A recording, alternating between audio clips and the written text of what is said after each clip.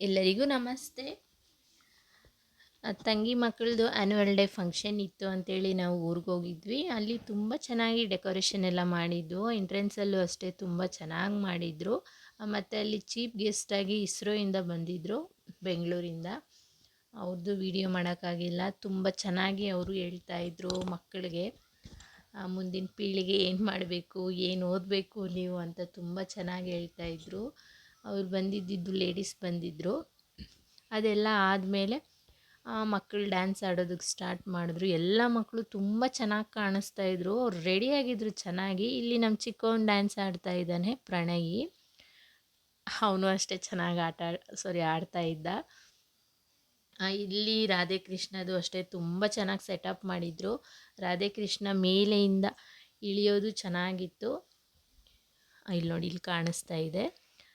ಮೇಲೆಯಿಂದ ಕೆಳಗಡೆ ಇಳಿಯೋದಾಗಲಿ, ಡ್ಯಾನ್ಸ್ ಆಗಲಿ ಎಷ್ಟು ಚೆನ್ನಾಗಿ ಮಾಡೋದು ಅಂದರೆ ಎಲ್ಲ ಮಕ್ಕಳು ಅಷ್ಟೇ ಚೆನ್ನಾಗಿ ಡ್ಯಾನ್ಸ್ ಆಡ್ತಾಯಿದ್ರು.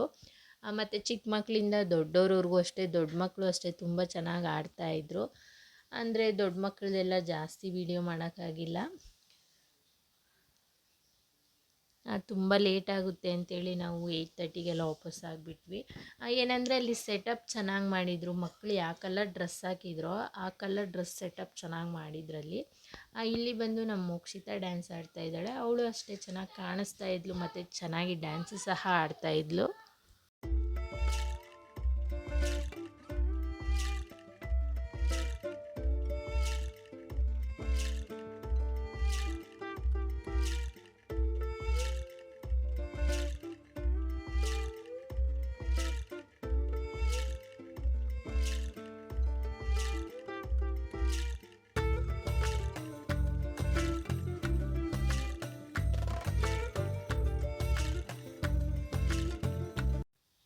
ಭಾನುವಾರ ಮಕ್ಕಳು ಮನೇಲಿದ್ದರೆ ಏನೋ ಒಂದು ಈ ರೀತಿಗೆ ತರಲೆ ಕೆಲಸ ಮಾಡ್ತಾ ಇರ್ತಾನೆ. ಬೆಳಗ್ಗೆಯಿಂದ ಸೈಕಲ್ ತೊಳೆಯೋದು, ಅದನ್ನು ಡೆಕೋರೇಷನ್ ಮಾಡೋದೇ ಆಯಿತು ನನ್ನ ಮಗನಿಗೆ.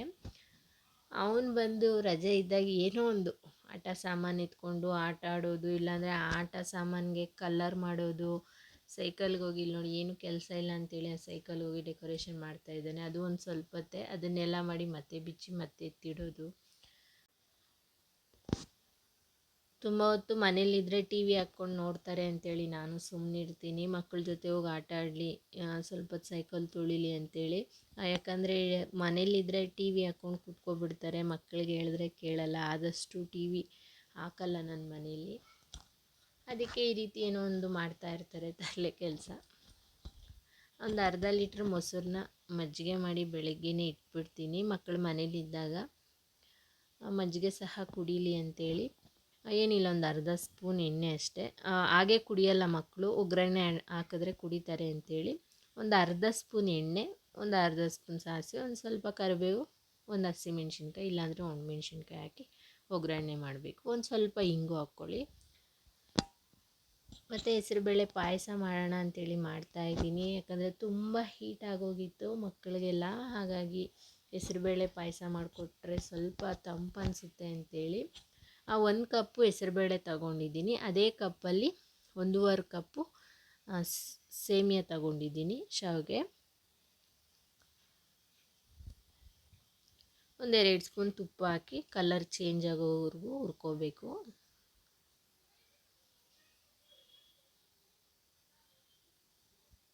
ಇವತ್ತು ಭಾನುವಾರ ನಾನ್ ವೆಜ್ ಏನೂ ಮಾಡಿಲ್ಲ, ಹಾಗಾಗಿ ಏನಾದರೂ ಸ್ವೀಟ್ ಮಾಡೋಣ ಅಂಥೇಳಿ ಸ್ವೀಟ್ ಮಾಡ್ತಾಯಿದ್ದೀನಿ. ಈ ರೀತಿ ಮಾಡಿಕೊಟ್ರೆ ಮಕ್ಕಳು ಇಷ್ಟಪಟ್ಟು ತಿಂತಾರೆ. ಮತ್ತು ಹೆಸರುಬೇಳೆ ಬಂದು 1 ಕಪ್ ಹಾಕಿದ್ನಲ್ಲ, ಅದೊಂದು 2-3 ವಿಸಿಲು ಕೂಗಿಸ್ಬೇಕು. ಕೂಗಿಸಿದ ಮೇಲೆ ನೋಡಿ ಈ ರೀತಿ ಆಗಿರಬೇಕು. ಅಂದರೆ ಸೌಟಲ್ಲೇ ತಿರುಗಿಸಿ, ಅವೆಲ್ಲ ಮೆತ್ತಗಾಗೋಗಿರುತ್ತೆ. ಬೆಂದಿರಬೇಕು ಚೆನ್ನಾಗಿ ಹೆಸರುಬೇಳೆ. ಇಲ್ಲಿ 3/4 ಭಾಗ ಹೆಸರುಬೇಳೆ ಬೆಂದಿದೆ. 1 ಗ್ಲಾಸ್ ನೀರು ಹಾಕಿ ಹೆಸರುಬೇಳೆ ಒಂದು 3 ವಿಸಿಲ್ ಕೂಗಿಸ್ಕೊಂಡ್ರೆ ಆಯಿತು. ನಾವು ಯಾವ ಕಪ್ಪಲ್ಲಿ ಹೆಸರುಬೇಳೆ ತಗೊಂಡಿರ್ತೀವೋ ಅದೇ ಕಪ್ಪಲ್ಲಿ 1.5 ಕಪ್ಪು ಬೆಲ್ಲ ತಗೊಂಡಿದ್ದೀನಿ. ಬೆಲ್ಲ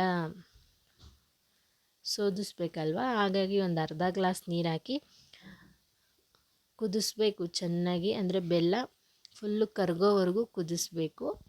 ಬೆಲ್ಲ ಎಲ್ಲ ಕರಗಿದ ಮೇಲೆ ನೀರು ಸ್ವಲ್ಪ ಹಾಕ್ಕೊಳ್ಳಿ, ಒಂದು ಅರ್ಧ ಗ್ಲಾಸ್ ಹಾಕ್ಕೊಳ್ಳಿ ಸಾಕಾಗುತ್ತೆ. ಅದೇ ಕುಕ್ಕರಲ್ಲೇ ಬೆಲ್ಲ ಇಟ್ಟು ಕರಗಿಸ್ತಾ ಇದ್ದೀನಿ, ಬೆಲ್ಲದಲ್ಲಿ ಏನಾದರೂ ಇರುತ್ತೆ ಅಂಥೇಳಿ.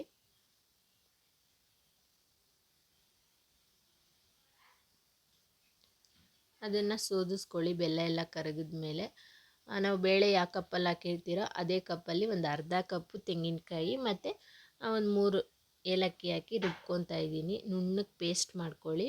ಒಂದು 2 ಸ್ಪೂನ್ ತುಪ್ಪ, ಸ್ವಲ್ಪ ಗೋಡಂಬಿ ದ್ರಾಕ್ಷಿ,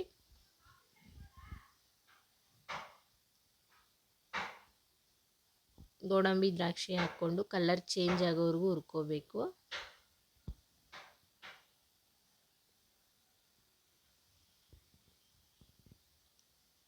ಬೆಳಗ್ಗೆನೇ ಮಾಡಿಟ್ಬಿಟ್ರೆ ಒಂದು 10 ಗಂಟೆ 11 ಗಂಟೆಯಲ್ಲಿ ಅವರು ತಿನ್ನಲ್ಲ. ಅದನ್ನು ಸಹ ಅದು ಕಪ್ಪಲ್ಲಿ ಹಾಕ್ಕೊಟ್ಟು ತಿನ್ನು ಅಂತ ಹೇಳ್ತಾ ಇರಬೇಕು. ಈ ಮಕ್ಕಳೇ ಅಷ್ಟೇ ಅನ್ಕೊತೀನಿ, ಏನು ಮಾಡಿದ್ರು ಮನೇಲಿ ಸ್ವೀಟ್ ಐಟಮ್ ಆಗಲಿ ತಿನ್ನಲ್ಲ. ಔಟ್ಸೈಡ್ ಹೋದಾಗ ಬೇಕ್ರಿಯಲ್ಲಿ ಅದು ಇದು ಕೇಳ್ತಾರೆ, ಮಕ್ಕಳೇ ಅಷ್ಟೇನು.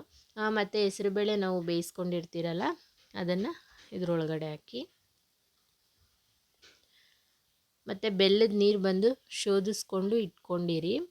ಈಗ ಇದರಲ್ಲೇ ಹಾಕ್ಕೊಂಡು ಸಣ್ಣ ಉರಿಯಲ್ಲಿ ಇಟ್ಟಿರಿ, ಜೋರಾಗಿ ಇಡಬೇಡಿ. ಯಾಕಂದರೆ ಹೆಸರುಬೇಳೆ ಅಲ್ವಾ, ಅದು ಗಂಟಾಗಿಬಿಡುತ್ತೆ, ಇಲ್ಲಾಂದರೆ ಹೋಗಿ ಅಂಟ್ಕೊಬಿಡುತ್ತೆ. ನಿಧಾನಕ್ಕೆ ಎಲ್ಲ ಮಿಕ್ಸ್ ಮಾಡ್ಕೊಳ್ಳಿ. ಶಾವಿಗೆ ಹಾಕಿ ಅದು ಆಗಾಗ ಸೌಟಲ್ಲಿ ತಿರುಗಿಸ್ತಾ ಇರಬೇಕು, ಇಲ್ಲಾಂದರೆ ಹೆಸರುಬೇಳೆ ಹೋಗಿ ಅಂಟ್ಕೊಬಿಡುತ್ತೆ.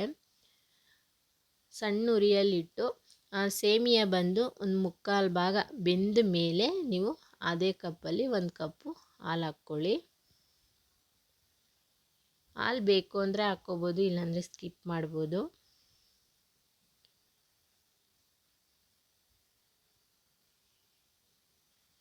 ಲಾಸ್ಟಿಗೆ ಸೇಮಿಯಾ ಫುಲ್ಲು ಬೆಂದಿದೆ ಅಂದಾಗ ನೀವು ತೆಂಗಿನಕಾಯಿ ಪೇಸ್ಟ್ ಮಾಡ್ಕೊಂಡಿರ್ತೀರಲ್ವ ಅದನ್ನು ಹಾಕಿ. ತುಂಬ ನೀರೆಲ್ಲ ಹಾಕಕ್ಕೆ ಹೋಗಬೇಡಿ, ಒಂದು ಸ್ವಲ್ಪ ನೀರು ಹಾಕಿ ಮಿಕ್ಸಿಗೆ ಜಾರ್ ಒಳಗಡೆ ಆ ನೀರನ್ನು ಅದರೊಳಗಡೆ ಹಾಕ್ಕೊಳ್ಳಿ. ತುಂಬ ಚೆನ್ನಾಗಿರುತ್ತೆ. ಒಂದು ಸಲ ಮಾಡಿ ನೋಡಿ ಯಾವ ರೀತಿ ಬಂತು ಅಂತ ನನಗೆ ಕಾಮೆಂಟಲ್ಲಿ ತಿಳಿಸಿ. ಮತ್ತು ಬೇಗನೂ ಮಾಡ್ಕೋಬೋದು. ಲಾಸ್ಟಿಗೆ ಒಂದು ಸ್ವಲ್ಪ ಗೋಡಂಬಿನೋ ಬಾದಾಮಿನೋ ಹಾಕಿ, ಟೇಸ್ಟು ಅಷ್ಟೇ ತುಂಬ ಚೆನ್ನಾಗಿರುತ್ತೆ. ನಾನು ಪಾಯಸ ಇದ್ದರೆ ಆಗ ಹಾಕ್ಕೊಂಡು ಕುಡಿತಾ ಇರ್ತೀನಿ, ವೇಸ್ಟ್ ಅಂತೂ ಮಾಡಲ್ಲ. ಮಕ್ಕಳು ಅಷ್ಟೇ, ಅವ್ರು ಕುಡಿಯಲ್ಲ, ತಗೊಂಡೋಗಿ ಅವರು ಕೂತ್ಕೊಂಡಿರೋ ಹತ್ರ ಕೊಡ್ತಾ ಇರಬೇಕು ಮಕ್ಕಳಿಗೆ. ನನ್ನ ಮಗ ಅಂತೂ ಹಠ ತುಂಬ ಮಾಡ್ತಾನೆ. ಅವರಿಗೆ ಗೊತ್ತಾಗಲ್ಲ ಏನು ತಿನ್ನಬೇಕು ಏನು ತಿನ್ನಬಾರ್ದು ಅಂತ ಹೇಳಿದ್ರೂ ಅರ್ಥ ಆಗಲ್ಲ ಮಕ್ಕಳಿಗೆ. ಹೆಸರುಬೇಳೆ ತಿನ್ನಿರಿ ಆರೋಗ್ಯಕ್ಕೆ ಒಳ್ಳೇದಂದರೂ ಅವ್ರು ಕೇಳಲ್ಲ. ಹಾಗಾಗಿ ನಾವೇ ತಿನ್ನಿಸ್ಬೇಕು. ದೊಡ್ಡವ್ರು ಆಗ್ತಾ ಅವರು ತಿಳ್ಕೊತಾರೆ. ಆಮೇಲೆ ಅವರೇ ಕೇಳ್ತಾರೆ, ಅಮ್ಮ ಅದು ಮಾಡಿಕೊಡಿ ಇದು ಮಾಡಿಕೊಡಿ ಅಂತ. ಈಗ ಕೇಳ್ತಾರೆ, ಟಿಫನ್ಗೆ ಏನು ಬೇಕು ಅಂತ ನೈಟೇ ಆರ್ಡ್ರ್ ಮಾಡಿಬಿಡ್ತಾರೆ. ಆದರೆ ಈ ರೀತಿ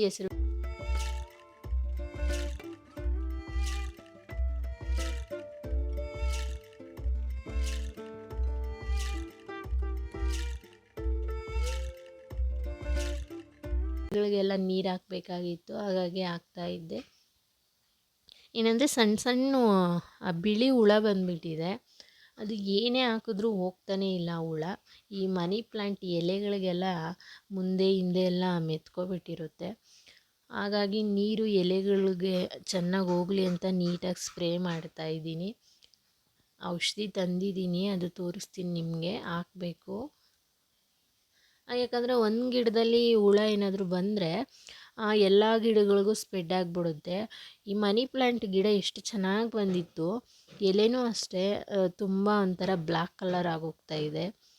ಅದಕ್ಕೆ ಅದನ್ನೆಲ್ಲ ಒಂದು ಸ್ವಲ್ಪ ನೀರಲ್ಲೇ ಈ ರೀತಿ ವಾಶ್ ಮಾಡ್ತಾಯಿದ್ದೀನಿ, ಅಂದರೆ ನೀಟಾಗಿ ತೊಳಿತಾ ಇದ್ದೀನಿ. ಆಮೇಲೆ ನೀರೆಲ್ಲ ಹಾಕಿದ್ದಾದಮೇಲೆ ಅದು ಔಷಧಿ ತಂದಿದ್ದೀನಿ, ಅದು ಸ್ಪ್ರೇ ಮಾಡಬೇಕು. ತುಂಬ ಥರ ಮನೆಯಲ್ಲಿ ನಿಂಬೆಹಣ್ಣು ಉಪ್ಪು ಎಲ್ಲ ಹಾಕಿ ನೋಡಿದೆ ಹುಳಕ್ಕೆ, ಆದರೂ ಅದು ಹುಳ ಹೋಗ್ತಾಯಿಲ್ಲ.